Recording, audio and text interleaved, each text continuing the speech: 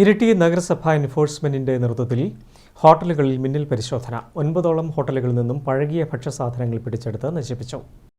ഇരിട്ടി നഗരസഭാ എൻഫോഴ്സ്മെന്റിന്റെ നേതൃത്വത്തിലാണ് കളറോഡ് മുതൽ പുന്നാട് വരെയുള്ള ഹോട്ടലുകളിൽ പരിശോധന നടത്തിയത്. പഴകിയ rice, fried rice, beef chilli, chicken chilli, മത്സ്യക്കറി, ചിക്കൻ ഫ്രൈ, ചെമ്മീൻ കറി, മുട്ടക്കറി, ചിക്കന്റെയും ബീഫിന്റെയും ഗ്രേവി, കോളിഫ്ലവർ, പൊരിച്ച മത്സ്യം, സലാഡ്, കച്ചമ്പർ, പത്തിരി, പഴകിയ ഫ്രൂട്ട്സ് തുടങ്ങി നിരവധി ഭക്ഷ്യസാധനങ്ങളാണ് വിവിധ ഹോട്ടലുകളിൽ നിന്നും എൻഫോഴ്സ്മെന്റ് ടീം പിടികൂടിയത്. മിക്ക റെസ്റ്റോറന്റ്, അതുപോലെ തന്നെ അമീറിന്റെ ചായക്കട, ഫുഡ് ഹട്ട്, അതുപോലെ KVS ഹോട്ടൽ ചാവശ്ശേരി, മലബാർ തട്ടുകട, അടുക്കള കൂരമുക്ക്, ബിസ്മി ഹോട്ടൽ, ചാലൂസ് ഹോട്ടൽ, അതുപോലെ ഫുഡ് മാജിക് ഹോട്ടൽ, ഇത്രയും സ്ഥാപനങ്ങളിൽ നിന്നാണ് പഴകിയ ഭക്ഷ്യവസ്തുക്കളും അതുപോലെ തന്നെ സർക്കാർ നിരോധിച്ച പ്ലാസ്റ്റിക് ഉൽപ്പന്നങ്ങളും പിടിച്ചെടുത്തിരിക്കുന്നത്.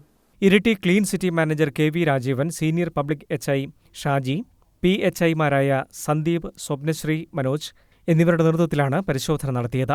News bureau, Mattannur.